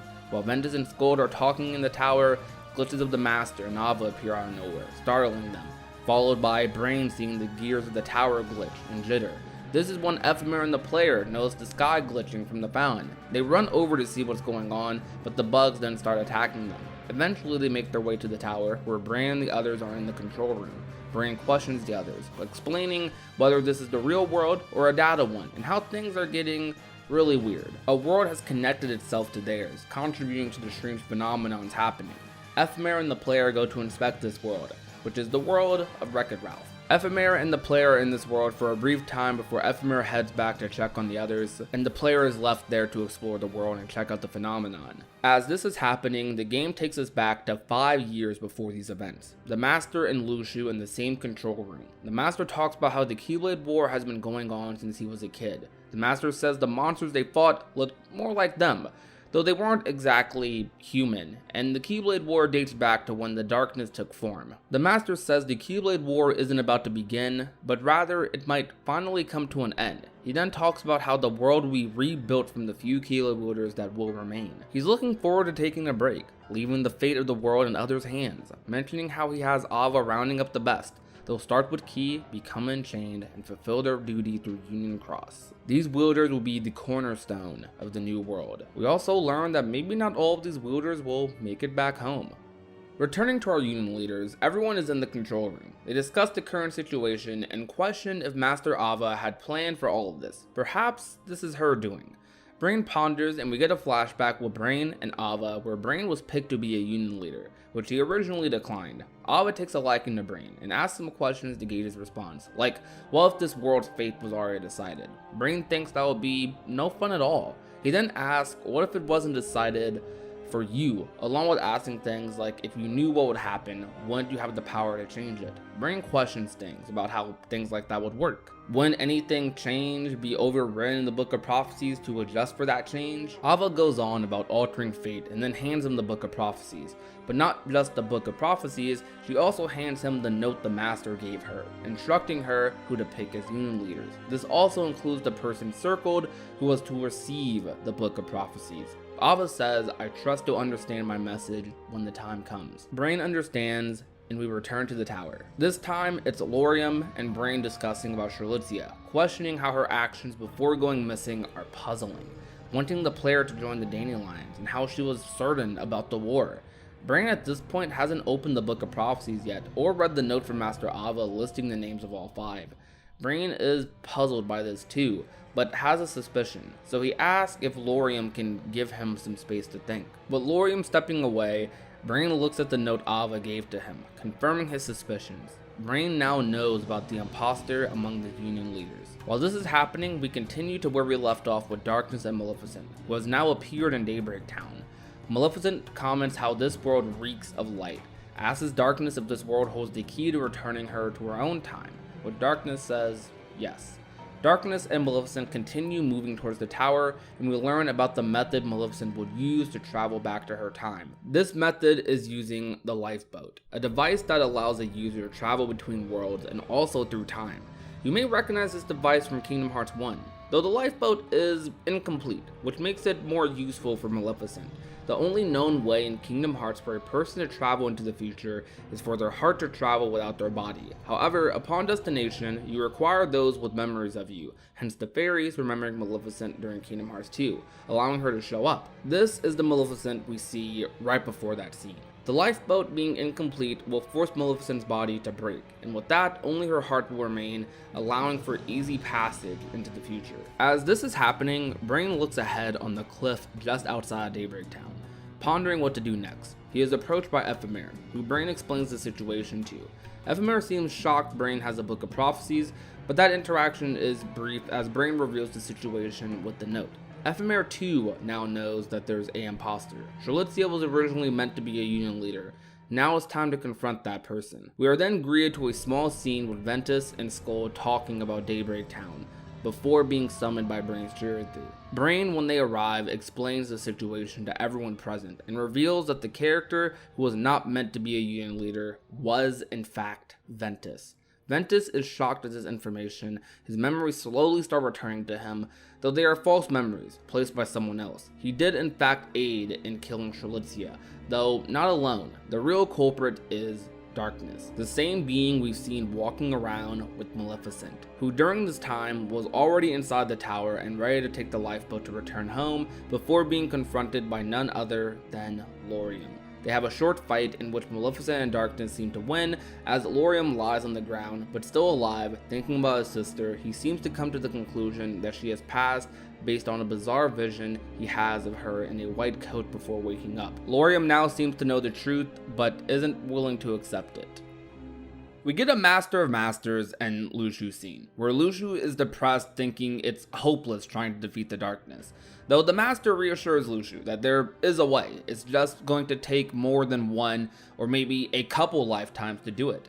There's a great plan in place. We then return to the Union leaders who are back in the tower. Laurium, after fighting Maleficent, confronts Brain, and he finds out that Ventus is the one who killed Strelitzia. Ventus taking full responsibility despite the circumstances. This doesn't do much in the way of calming Laurium's anger though, as he grabs Ventus and attempts to strike him before Ephemer blocks the strike. Ventus, being at war with himself, collapses, and then Darkness makes its first appearance in front of the Union leaders. They question the motives of Darkness, which the only motive really from Darkness was to cause chaos among the Union leaders, saying unlike the Light, their actions don't serve a greater purpose or goal.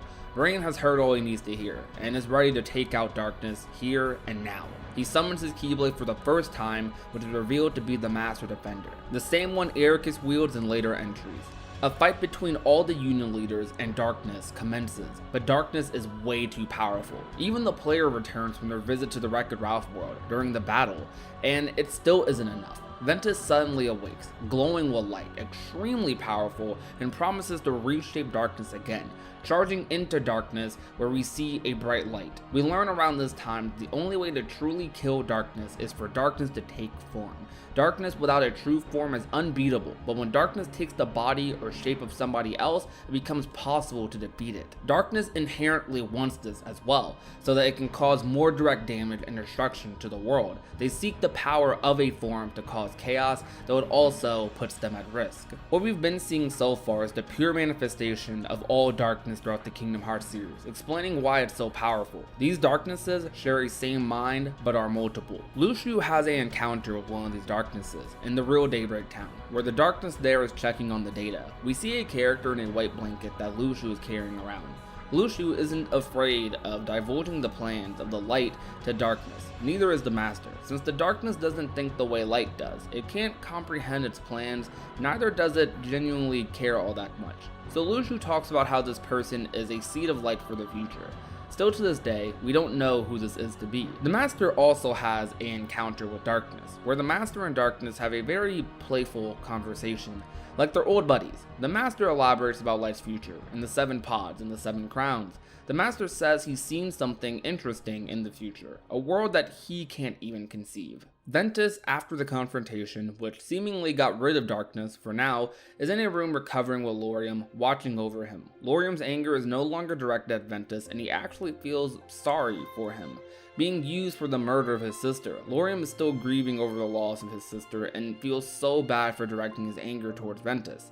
Outside of this room, Aurina shows up, and Ephemer says someone is here for him. Aurina is there with information from her Chirithy, claiming that it's seen Strelitzia, a few days ago in fact. Chirithy saw Strelitzia walking around with a character in a black coat heading toward town. They relay this information to Brain to get his thoughts, and Brain realizes the Master or Luxu are at play here wandering around. Brain mentions how since there are data versions of everyone, copies you could say, there technically could be a copy of Strelitzia wandering around. This opens up a possible route to bring Strelitzia back. Though all of this just confuses Brain, between the Master possibly being back, confused about the data in the real world, and the purposes they serve, Brain is racking his head trying to figure out the reason behind everything. We then go into the room with the lifeboat. Maleficent has already taken the lifeboat after defeating Lauriam, just as planned. They all plan to leave the data world. However, what will happen eventually is that the data world, along with everyone in it, will fall asleep. Maleficent taking the lifeboat is the event that kickstarted the countdown to this world's demise. The Union leaders, along with Aurina and the player who is still with them, realize this might possibly mean goodbye for everyone. Brain, Aurina, Lauriam, and Ventus all take the lifeboats to get to the real world, while Ephemer, Scold, and the player stay behind. Before this happens, however, Brain gives Ephemer his Keyblade, the Master Defender, and the Book of Prophecies. Ephemer says he'll hold on to these, but as far as he's concerned, they still belong to Brain. Brain goes on to say how Ava likely entrusted Brain with this very task, knowing what he'd do. Brain promises to be back for them before leaving, and with that, the player, Ephemer, and Scold are the ones left in the data world. The screen fades to black, and we are greeted with another flashback, an extended look at the conversation between the Master and Luxu, where Luxu learns about his role. The Master explains his plan to defeat Darkness to Luxu. Everything up to now is necessary and has been planned. The Union's betraying each other, all the tragedy and death, the rebuilding of their world. Darkness can only be defeated with a form, so he wanted to groom strong Keyblade wielders with powerful hearts who can harbor darkness. Hence the Foretellers and the Union leaders. The Master explains how there's 13 darknesses, and how him and the Foretellers will trap the most powerful 7 of those darknesses within their hearts. That is the true purpose of the Keyblade War, to develop wielders strong enough to bait the darkness, and be struck down along with it.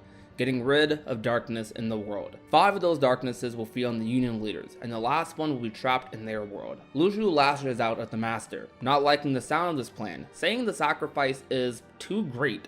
The Master tells Luxu not to let sentiment cloud his judgment. The Master knows all too well what it's like to lose someone to darkness. This isn't some heroic tale about light versus darkness, it's about honoring the dignity of those with hearts, the Master explains. Though the Master doesn't actually plan on sacrificing anyone, and has a safety plan in place. Luxu hears this and goes on his way with the box to fulfill his role. We are then back in the real world where Brain, Elrina, Ventus, and Lauriam are. The first time they took the pods were to escape the data world. Now they must take them again to escape this world. Everyone but Brain takes their pods because Brain still plans to get those left behind in the data world out of there. As the others leave and say their goodbyes, the tower shakes. The world is beginning to end.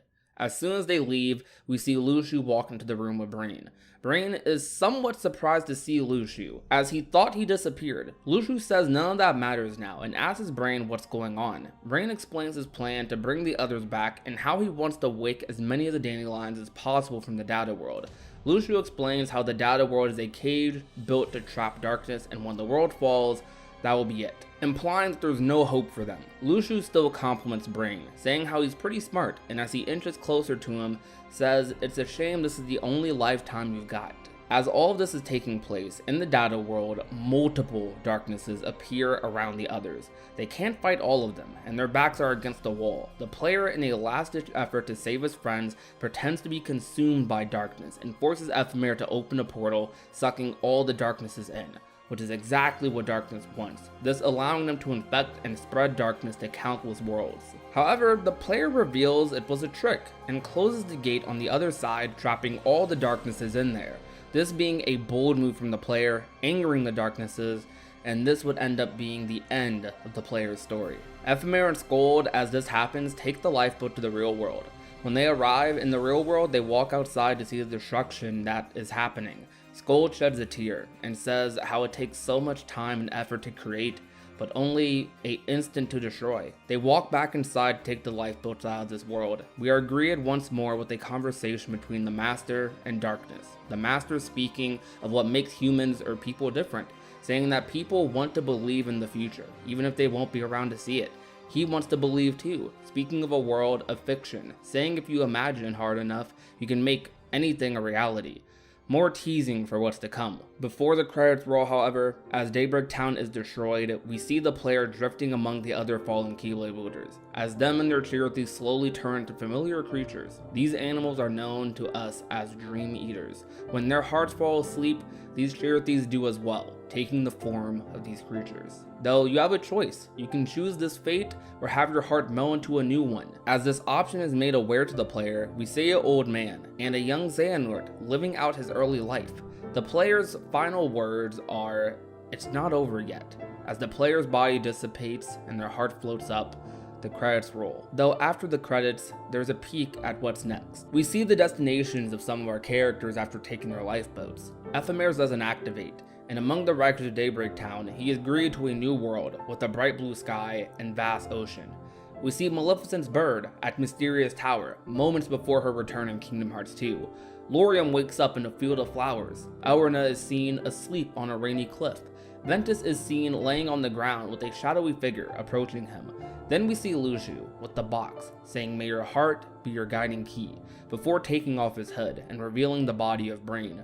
Perhaps Luxu's first vessel, or maybe it's Brain himself. It's not quite clear. The last scene we see is Brain waking up in a new world, greeted by a new character named Sigurd, who knows who Brain is, and even has his hat for him. Sigurd says it was decided that Brain would escape, and that they would greet him. Brain asks about the others. Sigurd knows this is all very confusing, but asks Brain to come with him. As they walk down the street, Brain sees a fountain.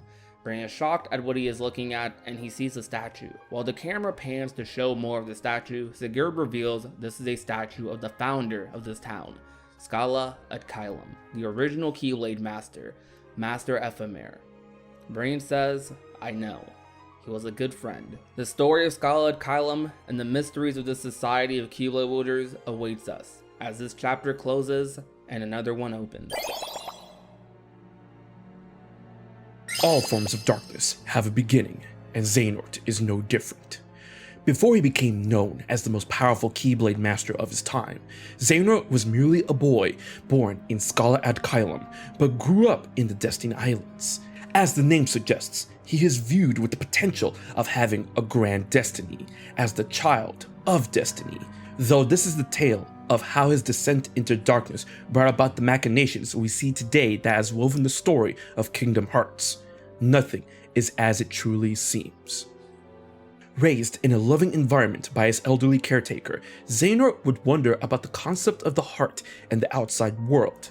In his upbringing, it is established through his guardian that not only is the child of destiny said to hail from the Destiny Islands, would have the ability to connect and combine their hearts with others in order to be the savior of the worlds, but that Xehanort is the descendant of Ephemer, that he's able to see those he felt were friends from a time long past. How does the caretaker know this? Because their true identity is that of the player who originated from the time of Union Cross. As Xehanort grows and his caretaker passes on, he is approached by a mysterious robed figure who opens a corridor of darkness, the being we have all come to know as Ansem, Xehanort's future Heartless. This meeting was one of destiny that would allow Xehanort to finally venture out into the outside world. Through this effort, Xehanort will find himself in Scala ad Caelum and undertake tutelage to become a Keyblade master. In his studies, he is surrounded by friends who look up to him and admire him due to his potential, diligence, and caring charisma. Among them are Erd, Vor, Bragi, Hermod, Balder, and his best friend Ericus. One day, their teacher, Master Odin, presents an important task to Xehanort's class of Keyblade wielders, save for Balder. Their upperclassmen have gone missing, and they must now explore the worlds in order to find them and bring them home. Before departing, Xehanort explains that even long after the Keyblade War resulted in the destruction and separation of the worlds into smaller worlds, that each world takes its own time and walks to its own time to reform and come into existence, bring all that once was back to light. This is why some worlds' own time frames and order of events seem faster, slower, or even still compared to others, and that in order to maintain the order of the worlds, they must not interfere with the affairs of these worlds in risk of disrupting this process. Donning their Keyblade armor, they set off for the worlds in search of their classmates. Throughout their journey, it becomes apparent that Xehanort's potential as the child of destiny has grown exponentially, as he is able to see the powerful darkness within individuals by reading their hearts. Upon coming to understand these individuals, and though their machinations bring about powerful darkness, Xehanort comes to the conclusion that despite being Keyblade wielders tasked with protecting the light and the worlds, it is these forms of darkness that act as the catalyst to specific world orders, thus creating a fallacy in which they cannot interfere directly, a folly that the upperclassmen may have encountered. Continuing their search, Xehanort and his classmates finally encounter some of their seniors in various worlds. Led by Vidar, they aim to disrupt the order of the worlds by tampering with items important to the core story of each world, such as the magic lamp in Agrabah and the rose in Beast Castle.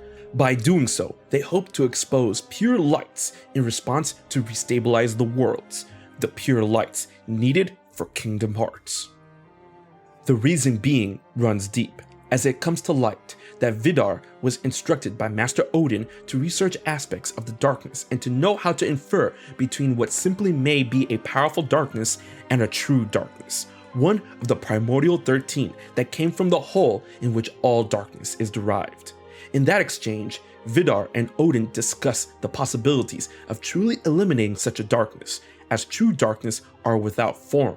A known possibility suggests having a true darkness latch onto a host and then eliminating that host.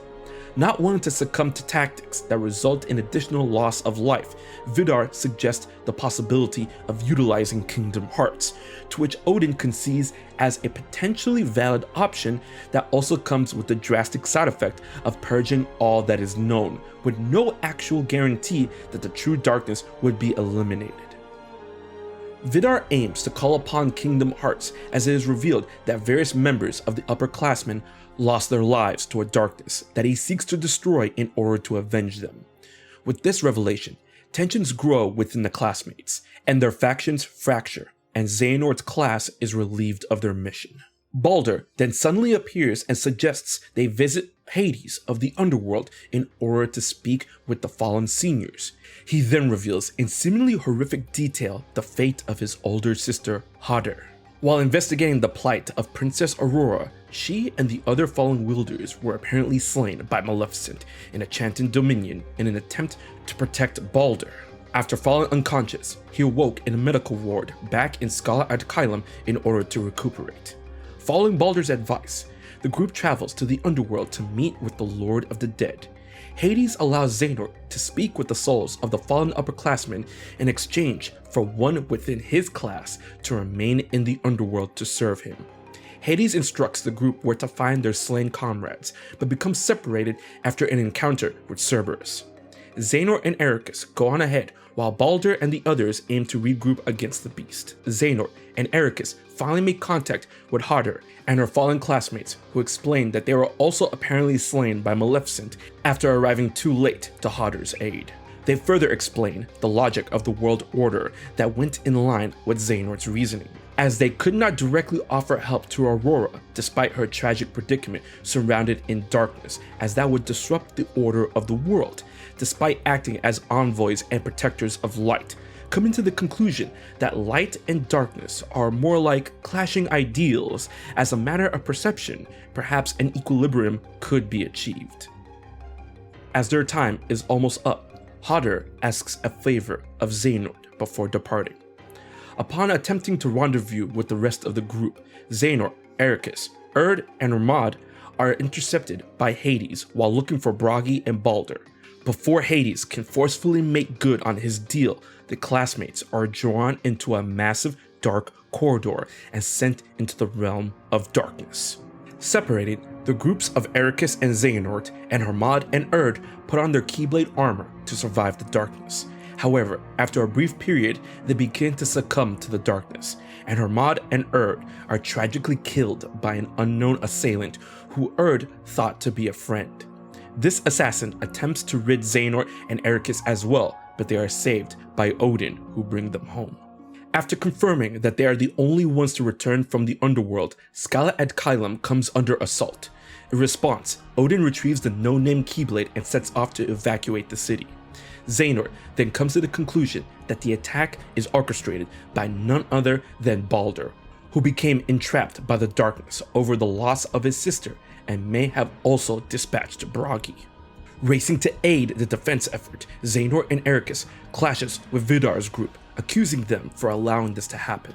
In truth, Vidar couldn't bring himself to directly harm Baldur, as he meant so much to Hadar, and he believed in dispatching her brother would tarnish her memory, acting as the main factor for him seeking out Kingdom Hearts as an alternative method to dealing with Baldur.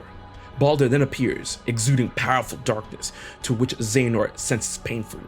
Before the group can stop him, he mocks their futile effort in calling upon Kingdom Hearts, and flees to seek out Vorr back in the castle. Xehanort's and Vidar's groups set aside their differences to rush to Vorr as she is approached by Baldur, who recounts his descent into darkness. While in the ward, Baldur's fractured mind, after losing his sister, gave way to the emotions that feed the darkness within him into a menacingly powerful entity. Doubt, blame, rage. All of this grief turned Baldur into a terrifyingly cognitive pawn of the darkness.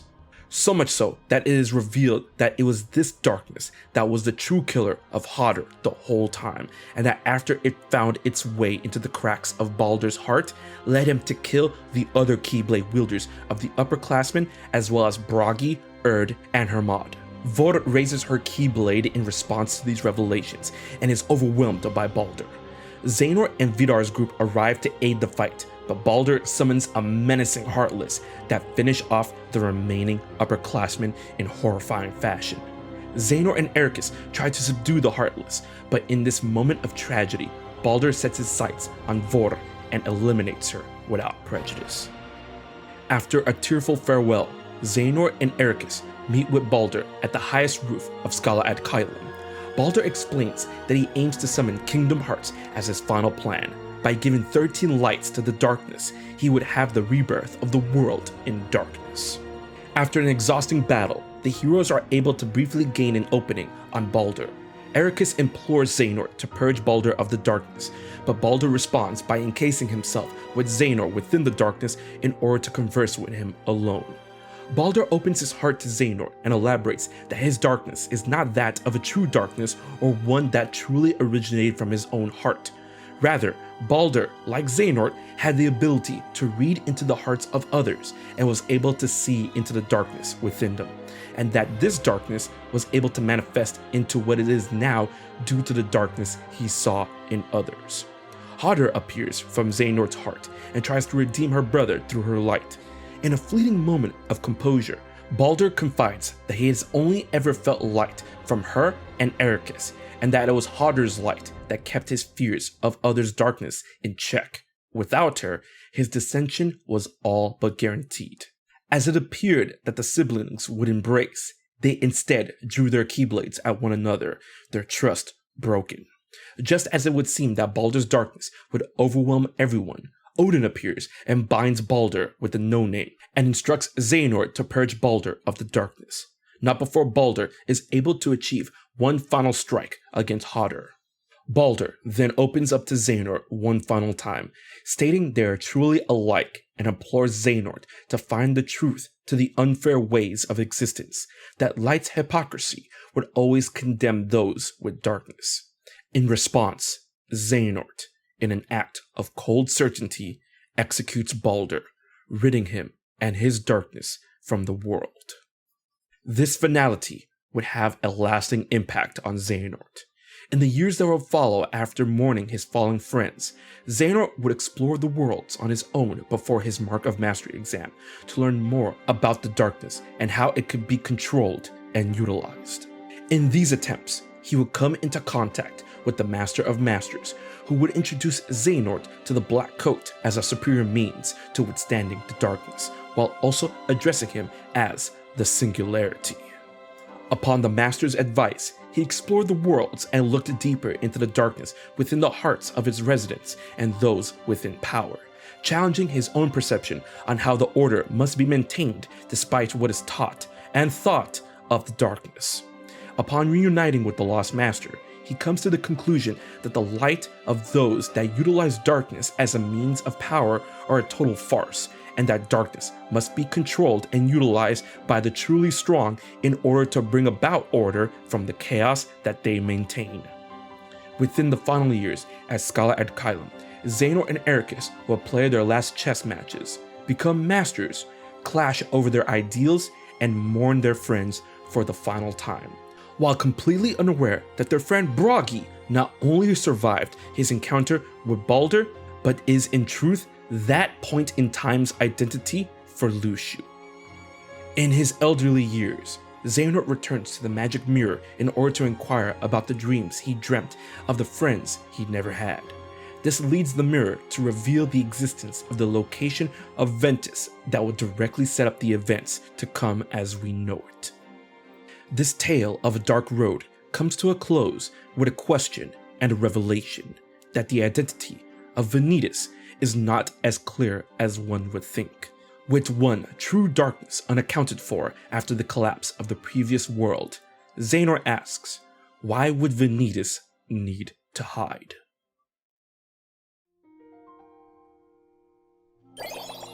This marks the end of the video. That was quite a lot of information, but I'm glad we were able to get this video finished in time for the 23rd anniversary of Kingdom Hearts. So yeah, happy anniversary to my favorite series of all time.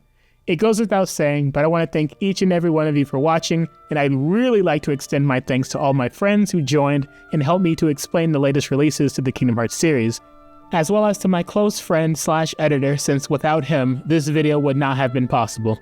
Make sure to check out everyone's channels, which will be linked down below. I do love making this type of content, and I hope all of you guys enjoyed it as well. Assuming this does well enough, I'd be more than happy to do more timeline videos, not only for Kingdom Hearts, but for other game series as well. As usual, a ton of effort went into the making of this video, so if you guys could like, comment, share, sub, all that YouTube stuff, it would mean the world to me. Though with that, I think I'm gonna go beg Square for some more Kingdom Hearts 4 news. So it's been Limit, and until the next video, I'll catch you guys later.